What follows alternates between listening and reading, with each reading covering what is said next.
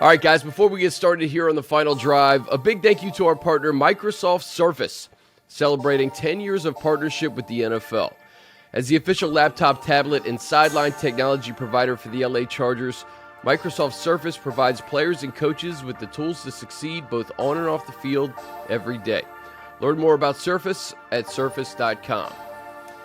And welcome in to the final drive. As always, joined by Hayley Elwood and Eric Smith. Chargers lose 37-23 to the Seattle Seahawks at SoFi Stadium on Sunday. They dropped to 4-3. It was a concerning loss on a number of levels. I think chief among them, just the injuries keep piling up, guys. Hayley, I'll give you the floor first. Your overall takeaways from Sunday. Brandon Staley after the game called the defense up and down, but to me, that's how I feel this entire Chargers team is. And we've seen a couple of these games where you get, okay, a couple sides of the ball are doing well, but then one maybe isn't. But yesterday, to me, it just didn't seem like a great performance, really from the get-go. And I know, Chris, you tweeted specifically about the first quarter and how the Chargers just are not performing right off the bat, points-wise, offensively. So I don't know. I mean, it is really tough, obviously, with the injuries, but at the same time, you are now in week 7. There are a lot of teams that are dealing with injuries. I know the notable names, obviously, with the Chargers, but I look at a team like the Buffalo Bills that at one point a couple weeks ago, their injury report was like 14 people. It was something insane, and they were able to sort of overcome it. Yesterday was just disappointing, specifically, obviously, with how the game started, with Seattle jumping out to a 17-0 lead. And look, this Chargers team has faced some holes over the last couple weeks, but it almost felt like this one, like everything sort of caught up to them at this point, that what they've kind of been able to overcome, they weren't able to do yesterday in Sunday's game.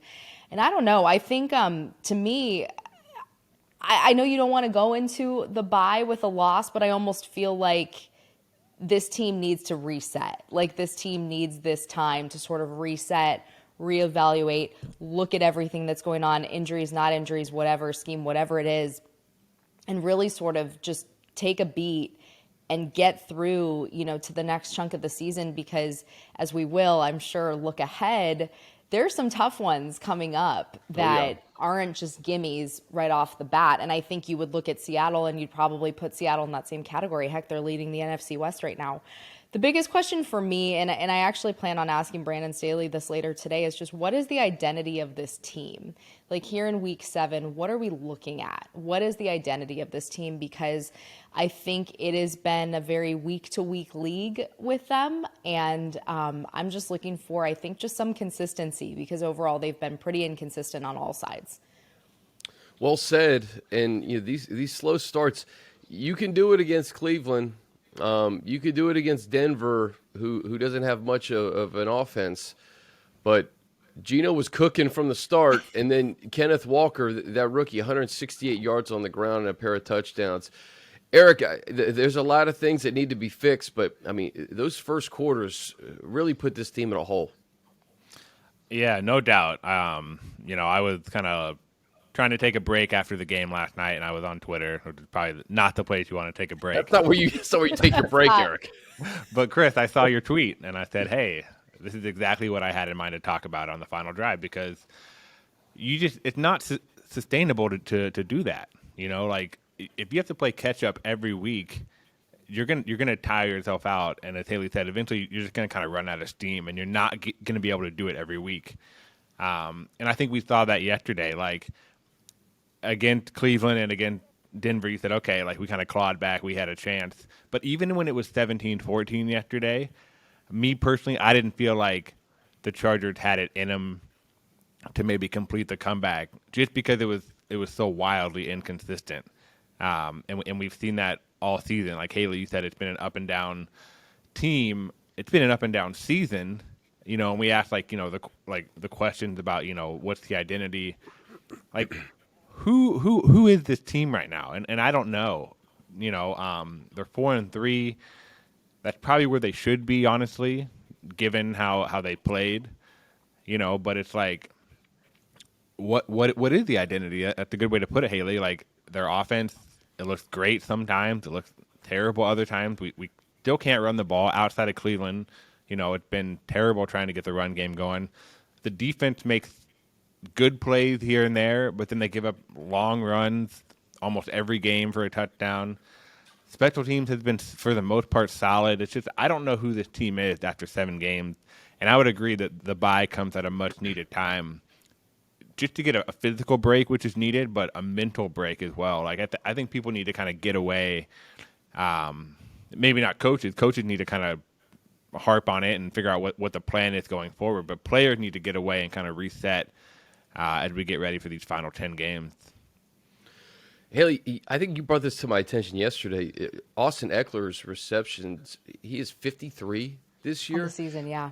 So what I did last night, I looked to see who was closest to him among running backs. It's Christian McCaffrey, who I think has 36. So there's like these extended runs. They're dumping off to Austin a lot. They have not been able to get the running game going.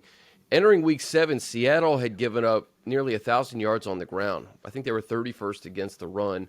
And the Chargers, for whatever reason, they could not get the running game going. There needs to be a balance there.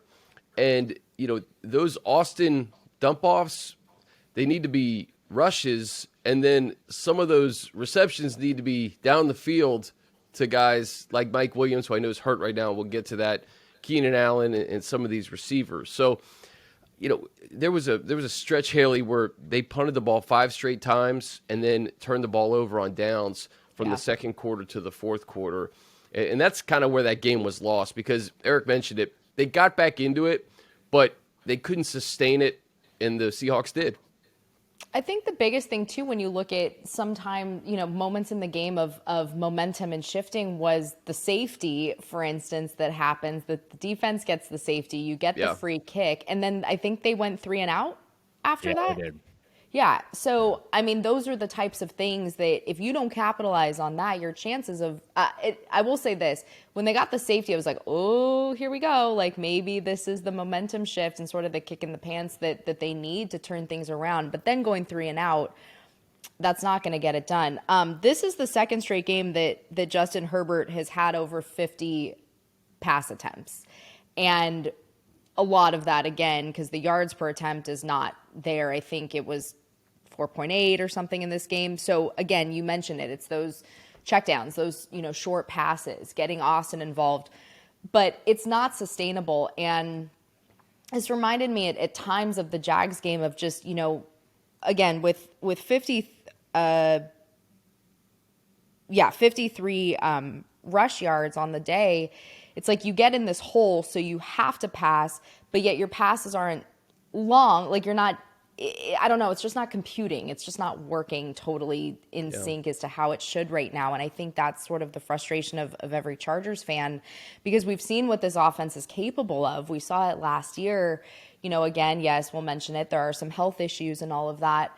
But at the same time, there seems to be like a lack of rhythm that they're just not totally getting. And maybe that Browns game was an anomaly.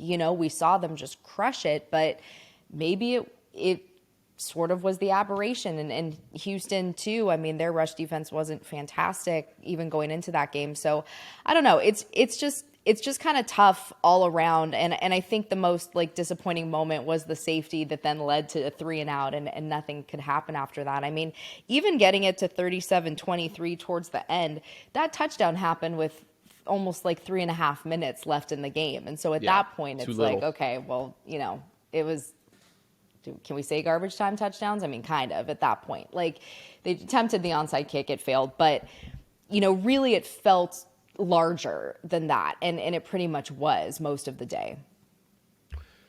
Eric, defensively, we've seen some breakdowns in the secondary, and we're starting to see this theme of the opposing running back breaking off huge runs, right? I mean, we didn't see it against the Broncos. They did a pretty good job bottling up Melvin Gordon and Latavius Murray and Boone, but Kenneth Walker, 23 for 168, a pair of touchdowns. First of all, that kid's awesome. He's going to be a really, really good player for a long time. Yeah. But, going back to even week 2, I think there was a Clyde Edwards-Helaire 50-plus yard rush. The 75-yard touchdown by Pierce in Houston. We know what Chubb did, and then you see what Kenneth Walker was able to do on the ground. 214 yards on the ground. Some big plays given up in the secondary as well. I think the bye comes at a nice time for this team in general, just to just to reset in all three phases. Defensively, what do you think's happening, especially on the ground? Yeah, it's been a constant theme, like you obviously rattled off almost every game this year where they've given up a long run. Brandon Staley talked about that after the game yesterday and said, we're losing on the edge and at the point of attack, and then the second level isn't there. And I think that's my biggest concern is on all those long runs. It's okay, especially with Walker, right? Like I'll say this about Walker first, and Drew Tranquil said this too. There were so many times yesterday where it looked like it was going to be a 1 or 2 or 3 yard gain, and then he found a way to make it 7 or 8 yards. And that guy is a beast, and he is very good. And I think that was frustrating to me when it seemed like we had him near the line, and then he'd kind of sneak out and muscle his way for 5 or 6 more yards. In terms of the long runs, the back end has got to step up and make those plays. I forget what game we talked about this, but if it gets to the second level, you have to make that a 10 or 12 yard run and not a 74-yard run. And that's been a breakdown all year long. Another thing that Staley mentioned after the game that really kind of caught my ear was he used the phrase "the right combination of players" maybe 4 or 5 times, and I'm interested to see what he means by that, and we won't know maybe until that Atlanta game. But is he thinking about taking people out of the lineup or having people play more or less? I don't know, but that phrase just really kind of caught my ear, like I said. But then I thought about it more, and it's like, well, who are you going to put in there? Because a lot of people are banged up, the whole team is banged up. But then on defense, you're playing with your guys, the people you brought in, and your starters are in.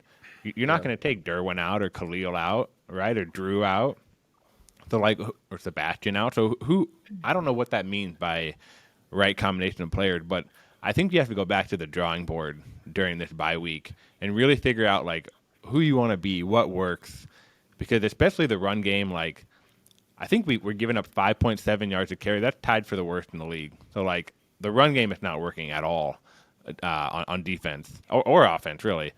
I don't know. It's frustrating. Hayley, you mentioned it too.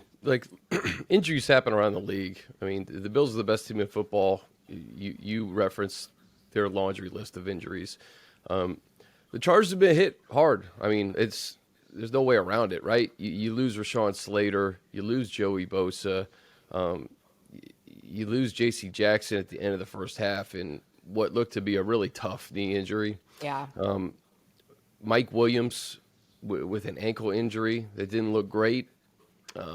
Keenan made his return to the lineup after not playing since week 1. Was kind of on a pitch count.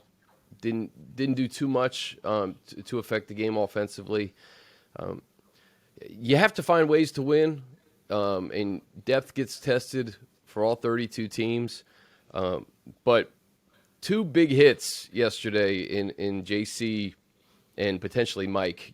I guess we'll know the status of both players maybe a little bit more today when Brandon Staley speaks. But both injuries didn't look good. J.C. Jackson's rather in particular.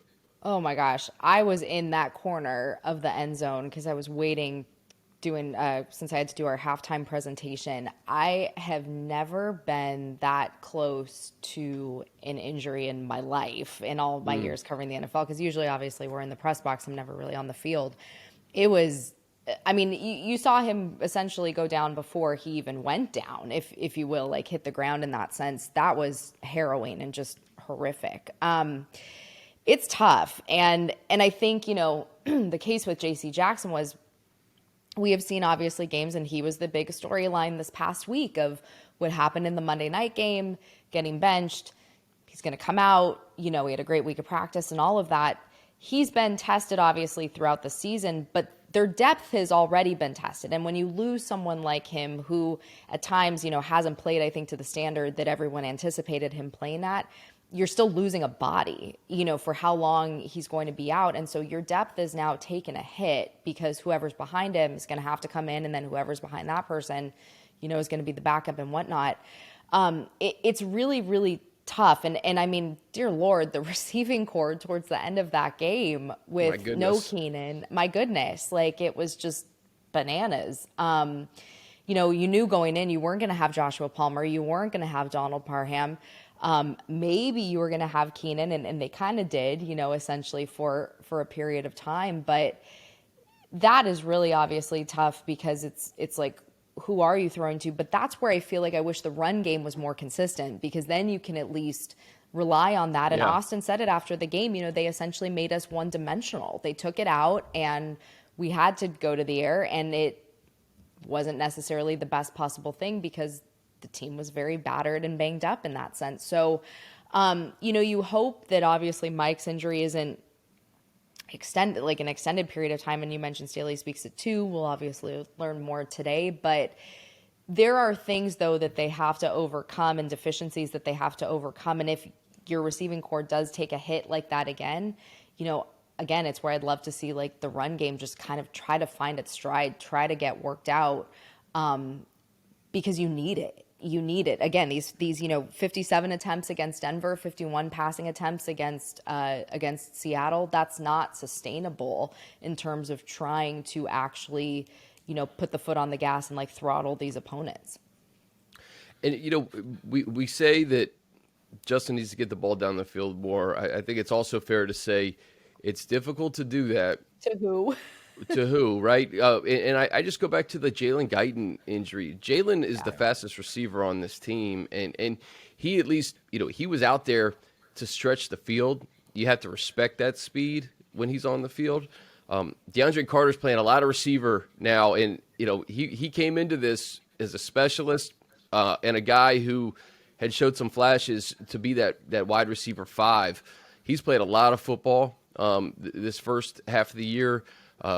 Palmer has been injured in the concussion, Parham with the concussion. So it's a lot of DeAndre Carter. It's a lot of Gerald Everett. And, I don't know what you do, Eric. I mean, hopefully you get Keenan 100% going into Atlanta. Hopefully they get good news on Mike, because you saw what Justin was able to accomplish in 2021. He had those guys out on the field, and you got to have playmakers out there to make plays. Yeah, I had the same thought you guys did watching the fourth quarter yesterday after Mike went out. Like, who are we throwing to right now? Because, and that's not a diss to any of the guys that were on the field. It's just not who we expected to be on the field, when you're trying to make a comeback like that. With Mike out and Keenan out, and Palmer out, well, that's your top 3 receivers that are not on the field. Guyton's out. That's 4 of your top 5. And then DeAndre, I think we can all agree he probably thrives more as a number 4 or 5 receiver. And now, I guess as it stands now, he's your number 1 receiver in terms of health, which just isn't going to work. And then you're essentially putting, Bandy and other guys in there he had to call up from the practice squad. It's just a mash unit for that group. And Chris, you asked, like, what are we going to do? I think you got to hope that guys come back and get healthy, But I wonder now about the trade deadline, because that is a week from tomorrow, November 1st.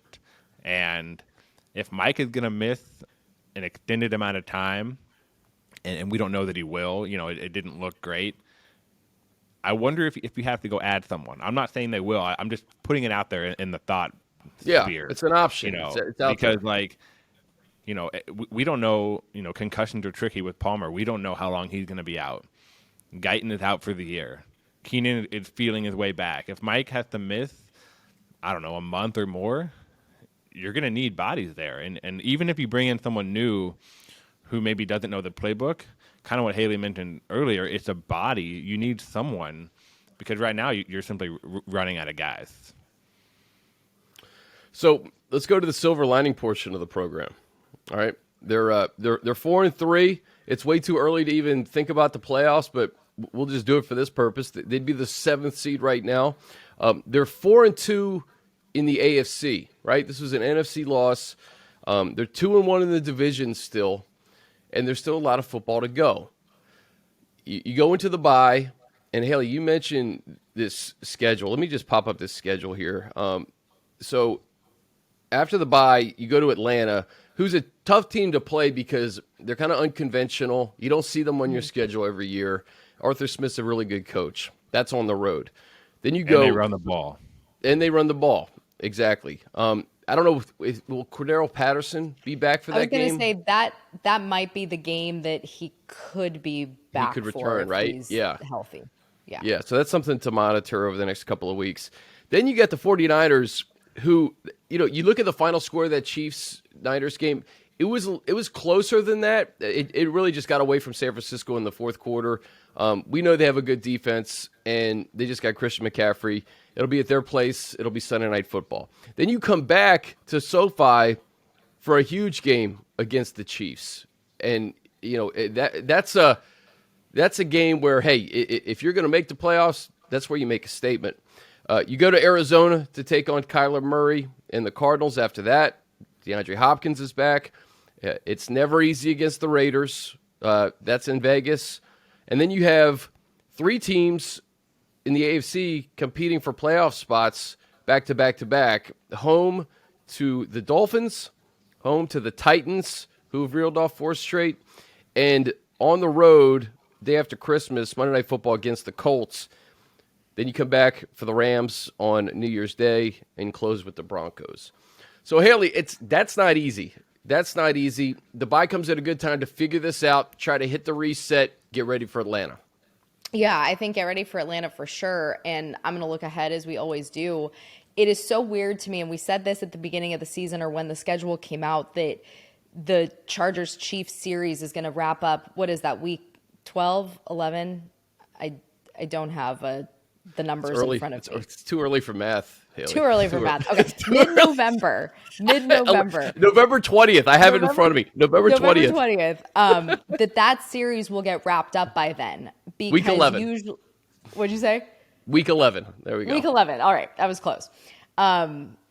It's so strange to me that's going to happen this year because usually that second game is played in like week 15, 16, 14, 17, whatever it is, that usually that's like the NFL stacks them towards the back of the season. But I think that game is going to tell you a lot. And I think if you can split with the Chiefs, fantastic. I think that if they come in and beat this Chargers team, that's going to be a huge bummer, obviously. And I think you can't look too far ahead. We obviously always do.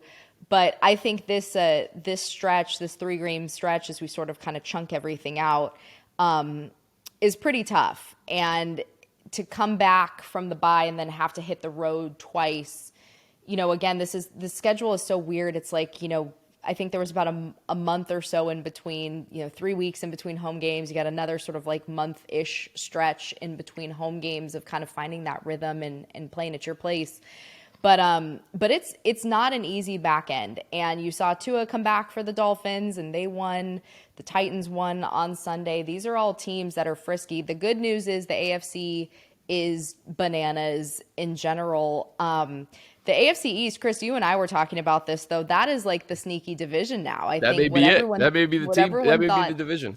The West was going to be, I think, moved east to the AFC East. And that could be the division that really puts multiple teams in the playoffs if it doesn't come from the West, if you will. But there's a lot of tough football that's coming up for this team. And that's why the identity question to me is so big, because you want to find it. You want to hit that stride because you got a lot of really challenging games that are coming up on the schedule.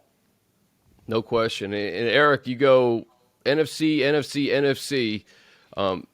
You don't want to lose any games, but you prefer to stack those AFC wins. For me, it's going to be really important for this team to get back on track in Atlanta on the road, coming off that bye, because I think it'll show us what the bye did for this team right off the bat, right? Yeah, for sure. I was walking out of the stadium last night talking to some people, and we were already kind of looking ahead to Atlanta, and someone said, this person said, I don't really know what to make of this team. I think we can all agree with that. But the Atlanta game will tell me a lot, just because they'll have a break. They can rest up mentally, physically. But you kind of have to win that one, really, because then you go to San Fran and then home against KC. If you can't win that Atlanta game and then you fall to 500 and then you got a bunch of tough games coming up, you're kind of positioning yourself out of the playoff race a little bit in November, and that's not the direction you want to go. You obviously want to be trending in the right direction. A tough stretch after the bye. 4 of the 5 games are on the road.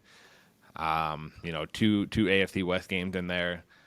I mean, if you go 3-2 in that 5-game stretch, I think we probably take that and just try to stay afloat and keep grinding away.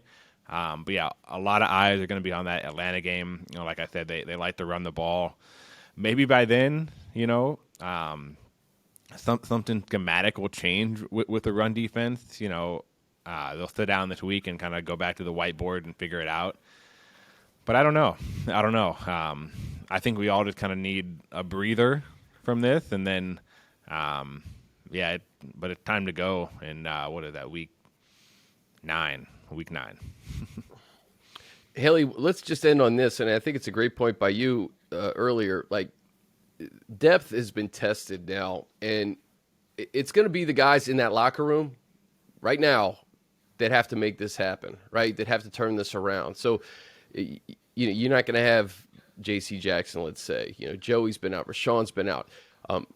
Whoever's in that locker room needs to come together and turn this thing around, because, trade deadline or not, 1 or 2 guys, they're not going to change what's going on at this moment. And they have an opportunity to turn this around, but it's going to take within to make it happen. Yeah, I was reading Daniel Popper's takeaways last night from The Athletic, and he had some quotes from Sebastian Joseph Day, and SJD talked about an urgency, that there is an urgency now for everyone. And he goes, not just on us, but the urgency that the coaches are also putting on us. And so I think he's a captain, I believe was voted one this year. And it's going to take some tight-knit kind of camaraderie to bring this group together. And I think, though, if you hear someone talking about that, that's what you want to hear, right? You want to hear about that urgency. You want to hear sort of the recognizing of, we got beat yesterday and we need to turn this around. And he ended it by saying, we've just got to effing pick it up. That's all I got to tell you. That's all I got to tell you. They got to effing very pick simple it up. message. Some message right there. Put that on a bumper sticker. But I think that is what it's going to come down to. The guys that are out, like you mentioned it.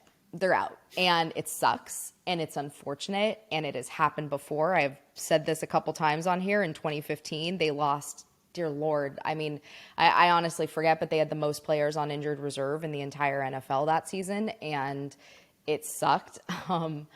But you've got to try to pick it up. And if there is that urgency within the guys who are healthy and in that locker room to do it, you got to have the faith that they will. But again, I think that's where something like the bye is coming in at just the exact right time to actually hit the pause button, reset, and get that urgency going moving forward. Well said. Bye week. I think everybody needs a bye week, right? We're all ready for the Fans bye. need a bye week. Teams, the final drive needs a bye week.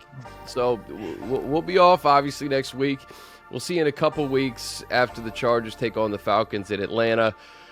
For Hayley Elwood and Eric Smith, I'm Chris Hayre. This has been The Final Drive.